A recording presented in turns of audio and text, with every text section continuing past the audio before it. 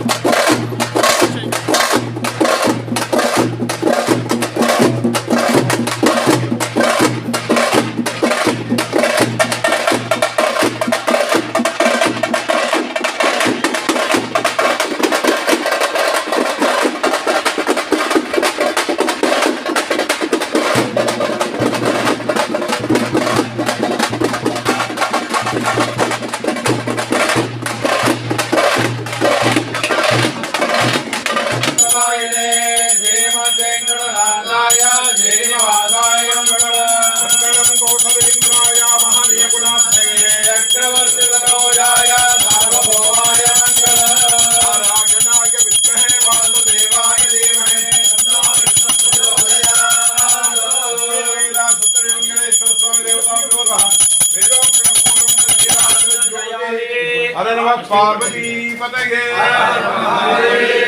Laxminarayan Govind Govind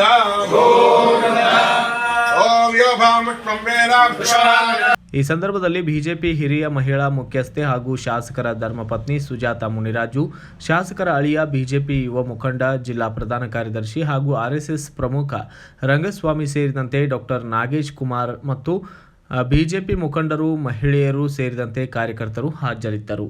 bureau report Ayyanna master, BV5 news Kannada, Bengaluru.